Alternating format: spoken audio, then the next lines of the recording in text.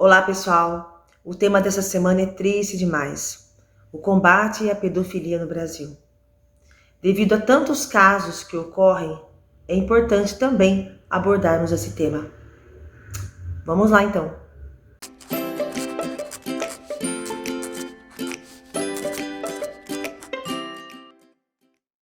Olá, meus queridos, tudo bem? Vamos lá para mais um tema do nosso curso de redação, como a Paty já falou. Um tema bem pesado hoje, o combate à pedofilia no Brasil. Né? No primeiro parágrafo, o que nós pensamos em trabalhar com vocês? Primeiramente, a etimologia. A palavra pedofilia ela vem do grego paidós, significa criança mais filhos, quer dizer amigo. Então, traduzindo literalmente, ficaria amigo ou aquele que ama crianças. Lembrando que a conotação de pedófilo, essa conotação negativa, ela veio contemporaneamente. Na Grécia, todo aquele que gostava de ficar perto de crianças é considerado pedófilo. Hoje nós já sabemos que tem uma conotação mais negativa, pejorativa, certo? Então, primeiramente, é interessante fazer uma distinção. Nem todo pedófilo é abusador de criança. Hoje, a pedofilia é enquadrada como uma doença, inclusive eu deixei a definição do DSM-5, que é o Guia de Diagnósticos para Doenças Psiquiátricas. E, como eu havia falado, muitas vezes o pedófilo ele consegue fazer um tratamento psiquiátrico, tratamento psicológico, e ele não coloca em prática esse suposto fetiche por crianças. E muitos abusos sexuais são feitos não por pedofilia, mas por outras razões, de outros tipos de violência. Então é interessante fazer essa distinção. Nem todo crime sexual que acontece com crianças e adolescentes são feitos por pedófilos, tá bom? Mas enfim, o que o DSM coloca? Olha aí, o que é pedofilia? O indivíduo ter fantasias sexualmente excitantes, impulsos sexuais ou comportamentos intensos e recorrentes envolvendo atividade sexual com criança ou crianças pré-púberes, em geral 13 anos ou menos. Para ser considerado um transtorno pedofílico, o sujeito tem que ter, no mínimo, 16 anos de idade e ser pelo menos 5 anos mais velho que a criança ou as crianças com o menor que 13 anos. Então, isso é o que o DSM coloca, tá bom? Então, se vocês quiserem fazer uma definição, trabalhar esse sentido, está aí essa informação. Filmes, nós pensamos em 3 filmes aí que abordam esse delicado tema. Existem outros, vocês podem citar. O Confiar, de 2011, que conta a história de uma menina que conhece um amigo pela internet. E esse amigo não é um adolescente como ela imaginava, e sim um homem mais velho. Ele a seduz, leva para um motel e violenta ela sexualmente. Daí a família fica na tentativa de encontrar quem é esse cara. Isso mostra muitas vezes, um tema que nós vamos falar depois no terceiro parágrafo, de como a internet ela possibilitou que essas pessoas agissem, ela deu força para essas pessoas cometerem suas atrocidades. Outro filme bem pesado, sobre Meninos e Lobos, de 2003, que conta a história do trauma que o abuso sexual, que a violência contra a criança pode trazer no decorrer da vida. É um grupo de amigos, um deles sofreu violência sexual e isso vai repercutir anos depois. Um final bem trágico. Então, um filme interessante, ele 2003, ganhou o Oscar, enfim. E o outro, que é um filme acho que mais teen, talvez vocês já conheçam, As Vantagens de Ser Invisível. Ele também retrata como um adolescente lida e o que o abuso sexual pode gerar no comportamento de um adolescente e como ele faz para tentar superar esse trauma. Então é um filme bem interessante aí, ele aborda a problemática de uma forma mais, digamos assim, mais leve. Séries, uma série que sempre trabalha com temas assim bem complexos, a série Black Mirror. Na terceira temporada, no terceiro episódio, Shut Up and Dance, conta a história de um menino, pode até citar na redação aí. Este menino, ele assiste um vídeo exposto pela internet e um grupo de hackers invadem o computador dele e falam que se ele não fizer tudo aquilo que eles mandarem, esse vídeo dele será liberado. Então é bem complexo porque é toda uma trama e no final revela-se que ele assistia vídeos de crianças. Então é um episódio assim, bem chocante, bem pesado. Aí, um clássico da literatura do século XX, Lolita, de Vladimir Nabokov, que conta a história de Humbert Humbert, um rapaz que aos 13 anos ele se apaixonou por uma menina e ela morreu antes deles fazerem relações sexuais. Ele cria uma fixação por garotas dessa faixa etária. Inclusive, né, ele casa com uma mulher que tem uma filha de 13 anos, essa menina que ele vai chamar de Lolita, não é o nome dela, e ele acaba matando a mãe, foge, violenta, enfim, a história é contada depois da prisão dele. Mas é um livro bem pesado que retrata, assim, de uma forma bem cruel a mente de um pedófilo, certo? Então, esses são temas aí que vocês podem, né, a definição, os filmes que vocês podem estar abordando no primeiro parágrafo para enriquecer. Agora a Paty vai começar com a leitura do texto.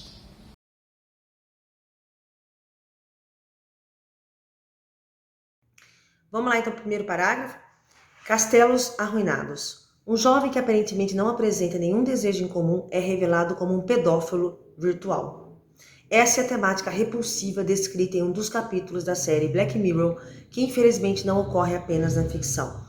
Então eu coloquei aí o conhecimento de outra área e já fiz o gancho falando que isso não ocorre apenas na ficção. E aí eu vou colocar, né, colocando um fato para ligar isso. Diariamente, inúmeros casos de assédio e violência sexual a crianças ocorrem e causam revolta, mais ainda por saber que uma vida tão inocente foi marcada para sempre. Portanto, é crucial que tal questão seja debatida para que os olhos de toda a sociedade estejam abertos aos sinais dessa brutalidade. Então, olha só, eu coloquei conhecimento em outra área, fiz a ligação, falei que isso causa revolta e que precisa ter debatido para que a sociedade esteja em alerta. Então, esse é o meu encaminhamento argumentativo. Eu não coloquei a causa e a consequência no primeiro parágrafo. Eu deixei em aberto para depois discutir no segundo e terceiro. Aí é a escolha de vocês, tá? Ou vocês deixam os dois elementos ali, ou deixem um encaminhamento aberto. Falando que precisa ser debatido para que isso ocorra o menos possível, né? Então, todo encaixadinho, o primeiro parágrafo, conhecimento de outra área, relação com o tema e encaminhamento argumentativo para iniciar o segundo. Beleza? Muito bem, alunos, agora nós vamos para o nosso segundo parágrafo, né? Que filósofos nós podemos utilizar? E vou falar de um primeiro que é Coringa, né? Que é o Thomas Hobbes. Toda vez que você for falar sobre violência, sobre perversidade, sobre uma característica, digamos assim, mal do ser humano, você pode citar Thomas Hobbes, né? Porque para ele, a natureza do homem é egoísta. O homem, em seu estado de natureza, é mau. Ele quer ser mais, superior, melhor do que os outros. Ele está sempre em competição. Ele não mede esforços para passar a perna no outro. Então, aí tem a frase que ele tirou de Plauto, né? O homem é o lobo do homem. Pode qualificar e você pode citar isso aí no texto. Agora, falando já mais no cenário da perversão, eu acho que nós não podemos deixar de citar o pai da psicanálise, Sigmund Freud. Para ele, o que seria pedofilia? Né? Pedofilia seria um tipo de perversão. E o que consiste perversão na psicanálise? A perversão seria buscar satisfazer suas pulsões, seus desejos sexuais, sem considerar o mal que isso provoca no outro, que é o seu objeto sexual. Então, temos que entender rapidinho o pensamento de Freud. Para Freud, nós temos o inconsciente. Nesse inconsciente existem os nossos desejos. Só que existe uma outra instância que está em conflito com esse inconsciente, que é o superego. O superego tem as regras morais e ele nos inibe de fazer tudo que nós queremos, certo? Então, o que acontece com a pessoa que é pedófila? Esse superego falha, então o desejo dela não tem limites. E ela acaba, né, satisfazendo esse desejo e trazendo sofrimento para os outros. Então, na perspectiva de Freud, a pedofilia seria uma perversão, tá bom? Lembrando que existem autores mais contemporâneos que vão falar que o que leva uma pessoa a cometer violência não é o desejo sexual, né? E sim o prazer por sentir a violência do outro, que poderia ser caracterizado como sadismo, né? Quem que é o sádico? É aquele que tem desejo de ver o outro sofrendo, tá bom? Então, consequências do abuso sexual para crianças. Aí, pegando o depoimento de uma neuropsicóloga, Rosilene Wagner, ela vai falar que o abuso sexual, geralmente, ele traz uma série de problemas que podem acompanhar a pessoa pela vida toda. Tristeza, prostração, que é muito cansaço, abatimento, sonolência diurna, medo exagerado de adultos, principalmente ligados ao sexo, ao gênero do abusador, fugas de comportamento sexual, masturbação frequente, descontrolada, tiques ou manias, baixo amor próprio, alta incidência de pessoas que entram no mundo das drogas, do alcoolismo, para esquecer o problema. Além de a questão da agressão. Muitas pessoas que abusam sexualmente de crianças hoje foram abusadas anteriormente, então é como se fosse um círculo vicioso. Inclusive tem uma série muito interessante do Netflix, Mindhunter, que conta a história dos serial killers, como o FBI descobriu, e é interessante que boa parte dos caras que se tornaram maníacos, serial killers, eles sofreu alguma espécie de abuso, de violência quando criança. Então é interessante, aí vocês poderiam até citar isso. Tá? E o que a lei fala? Nós temos a Constituição de 88, que coloca que é dever da família, da sociedade e do Estado assegurar a criança e adolescente com absoluta prioridade de direito à vida, saúde, alimentação, educação, lazer, profissionalização, à cultura, à dignidade, ao respeito à liberdade e à convivência familiar e comunitária, além de colocá-los a salvo de toda forma de negligência, discriminação, exploração, violência, crueldade e opressão. Então, a família, a sociedade e o Estado são responsáveis pela criança. No parágrafo 4, afirma lá, a lei punirá severamente o abuso, a violência e a exploração sexual da criança e do adolescente. Então, esse é o documento maior da nossa nação, a Constituição, que defende isso. Entretanto, nós temos, vocês já sabem, de temas anteriores, o Estatuto da Criança e do Adolescente, o ECA, de 1990, que ele coloca no artigo 5º, nenhuma criança ou adolescente será objeto de qualquer forma de negligência, discriminação, exploração, violência, crueldade e opressão, punido na forma da lei qualquer atentado por ação ou omissão aos direitos fundamentais. E do artigo 200 ao artigo 241, fala sobre a violência sexual e pornografia envolvendo crianças, tanto do abuso sexual quanto do uso de imagens de criança, de uma forma pornográfica, que podem ser punidos aí pela lei, pegando aí até 10 anos de prisão, certo? No Código Penal, que é o que rege a justiça do país, está lá, o abuso, violência e exploração sexual de crianças e adolescentes são enquadrados penalmente como corrupção de menores, artigo 218, e atentado violento ao pudor, artigo 214, caracterizado por violência física ou grave ameaça. O abuso sexual de meninas e meninos e de adolescentes inclui a corrupção de menores, o atentado violento ao pudor e o estupro. Com a Lei 8.072, de 25 de julho de 1990, estupro e o atentado violento ao pudor passaram a ser considerados crimes hediondos e tiveram as penas aumentadas. Crimes hediondos são crimes considerados que não têm fiança, inafiançáveis.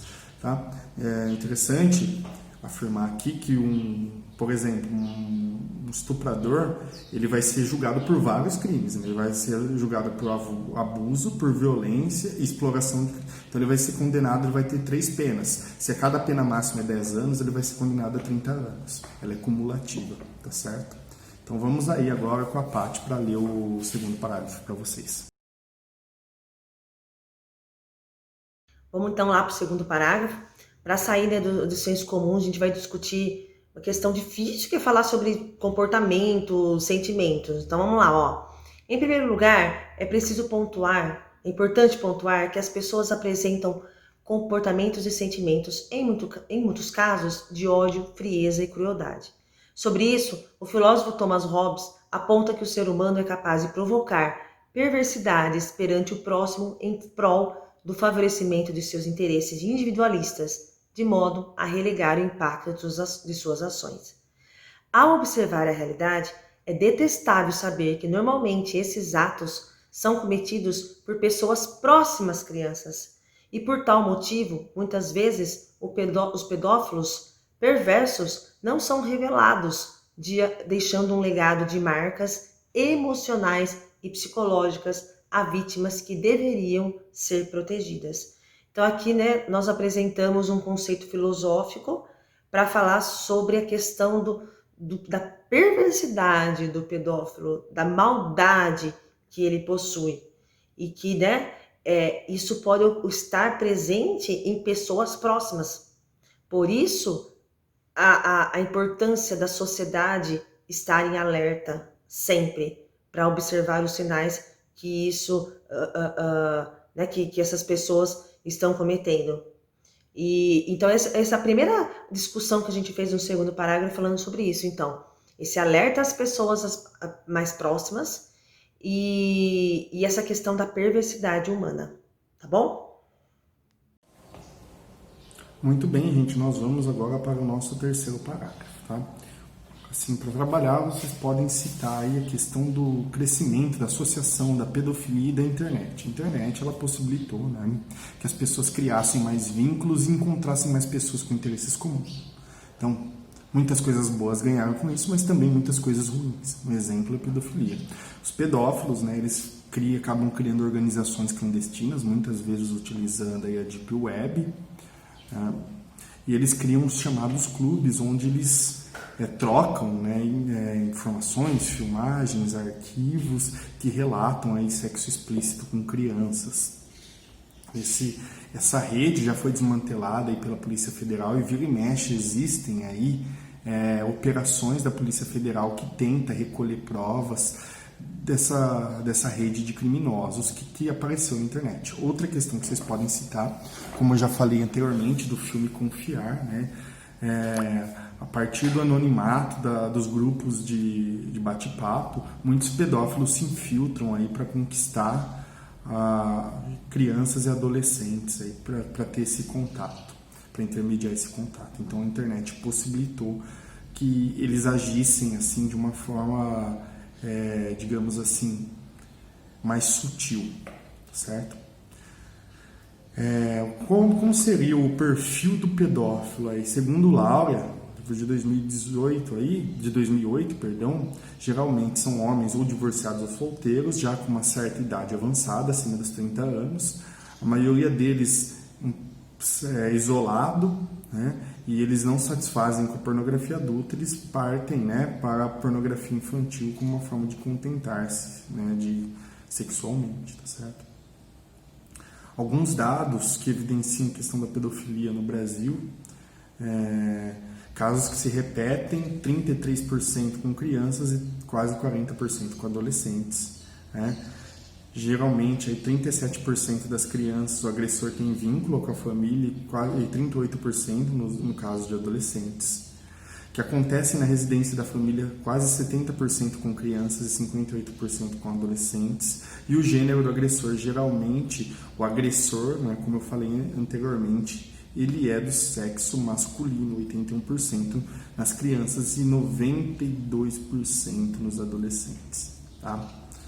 Outro dado aí que nós podemos colocar, gênero das vítimas, a grande maioria é do sexo feminino, tanto quanto crianças quanto adolescentes. Então, o sexo feminino aí, ele sofre mais com a questão do abuso, tá?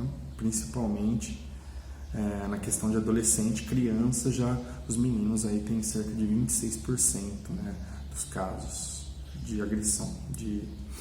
Os mais vulneráveis são os negros, né, tanto crianças quanto adolescentes, né, 45% e 55% respectivamente. Mais dados aí, né, o Brasil registrou 32 mil casos de abuso sexual em 2018. Outro dado, esse já é de 2019, do Fórum Nacional de Segurança Pública, 4 meninas de até 12 anos são estupradas por hora no Brasil, um número aterrorizante. Desde 2011, o Brasil conta com mais de 171 mil casos, né? Isso só vem crescendo, e de acordo com o Ministério dos Direitos Humanos, apenas 10% dos casos são noticiados. Então nós estamos vendo apenas a ponta do iceberg. Muito ainda a se fazer a questão desse mal social. Na questão, né, de notícias, fatos que vocês podem trabalhar, teve um que chocou o Brasil aí recentemente, uma menina de 10 anos, ela foi violentada sexualmente por um tio, né, engravidou, e ela foi fazer o aborto, teve uma polêmica, que grupos foram pro hospital, acusaram-na de assassino, enfim, é um caso triste aí, que retrata um pouco do nosso país atualmente, mas enfim, esse caso aí, eu acho que ocupou aí todos os canais de notícia, né, ponto da crueldade desse tio com essa menina de 10 anos. Outra coisa que vocês podem falar é um pouquinho do machismo, machismo estrutural, né? Nós vivemos uma sociedade machista, patriarcal, onde o sexo é visto como uma questão de poder, de se sobrepor ao outro perante o poder. Você vê, por exemplo, né, nas penitenciárias, geralmente a pessoa, quando é mais fraca, ela sofre abuso daquele que é mais forte, abuso sexual. Por quê? O sexo não é apenas uma questão dos prazeres, é uma questão de poder, de legitimar poder. E muitas vezes, né, o violento, a pessoa, o abusador, o agressor sexual, ele quer submeter a pessoa ao poder dele. Bom, aí nós temos até um depoimento da psiquiatra turca Sarika Yüksel, que ela falou: estupro não é um ato sexual, é um ataque. Trata-se de vencer, de conseguir um objeto. E a mulher objetificada neste caso, trata-se de poder. E há também pessoas que sentem prazer com isso, com esse poder. Bom, então aqui fala-se sobre a mulher, né? Mas podemos entender sobre a criança também. A criança se torna objetificada, tá certo? Então é isso, gente. Agora a Patrícia vai falar, vai ler aí para vocês o terceiro parágrafo.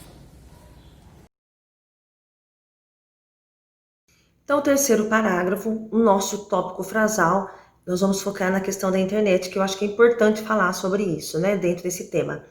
Lembrando, eu não falei no outro parágrafo anterior, mas eu sempre falo para vocês, qual é o seu tópico frasal? Qual é o seu primeiro período? Esse primeiro período tem que orientar todo o parágrafo, ele tem que estar tudo relacionado. Então, o primeiro período lá do segundo parágrafo falava de sentimentos, comportamento, perversidade. Você tem que falar sobre isso no seu parágrafo. E aqui a gente vai falar sobre a internet. Então, vamos lá. Ademais, com o advento da internet, a facilidade de acesso a esse crime, agora com nova roupagem, aumentou exponencialmente. Assim como descrito no episódio de Black Mirror, inúmeras pessoas financiam a pedofilia ao acessar sites que fornecem tal conteúdo, promovendo cada vez mais uma rede sórdida de exploração infantil. Quero chamar a atenção que eu citei novamente o Black Mirror, mas não fiquei falando da série, tá? Não fique retomando ali, falando novamente da série, porque aí fica chato, tá bom? É repetitivo demais. Agora, olha, eu vou fazer uma relação também da internet com o real. Infelizmente, o mundo virtual estimula o real e colabora para o aumento de casos de violência sexual, chegando à marca de 4 meninas menores de 13 anos sendo vítimas de estupro por dia em nosso país, de acordo com pesquisas. Então, eu entrei aí com um dado. Sempre falo para vocês, o dado você pode pegar na própria prova. Por exemplo, aqui, ó, eu tenho dificuldade até de lembrar a fonte, né? Então, se você colocar assim, ó, de acordo com pesquisas, também não é errado. Pode colocar, se você não souber a fonte, tá bom? Por isso que eu coloquei dessa forma aí, mesmo a gente sabendo qual é a fonte desse dado. Então, eu coloquei aí um dado, relacionando, então, que a internet estimula a vida real também, que favorece, fazendo com que, né, aumente também, colabore para esse aumento de estupro de menores de 13 anos, né? Portanto, agora eu vou finalizar. E eu finalizei também colocando sobre o ECA. Então, aí você pode apenas finalizar, mas eu coloquei ainda mais uma informação. Então, eu coloquei os dados e coloquei o ECA. Se você quiser só apenas finalizar, aí o seu parágrafo, tudo bem, tá? Portanto, ao observar índices tão assustadores, fica evidente que o artigo defendido pelo ECA, no qual há a defesa de que nenhuma criança ou adolescente será objeto de qualquer violência, está longe de ser uma realidade. Eu fiz apenas um recorte aí do artigo do ECA, né, porque o ECA fala que a criança tem direito a tudo, né, saúde, educação, tal, inclusive a não sofrer violência. Então, eu fiz apenas um pequeno recorte. Esse aí é um conhecimento coringa, né? Você usar a lei, você usar o ECA, você usar a Constituição, que pode ser utilizado em qualquer redação. Então, eu coloquei o conhecimento, o tópico frasal, relacionei ali com o tema, coloquei um dado e finalizei com um ECA. Essa foi a construção do meu parágrafo, tá? Então aí, pensa aí como que você vai construir. Sempre o tópico frasal, coloca o conhecimento ali fazendo a relação e finaliza, ok? Não podem ser parágrafos muito curtos, tem que escrever com letrinha pequena e escrever mais. As redações com maiores notas no Enem são aquelas que os alunos escrevem muito, com a letrinha bem miudinha, e eles escrevem bastante, porque aí eles conseguem desenvolver muito a escrita e desenvolver o projeto de texto. Beleza? Vamos lá então agora para a conclusão.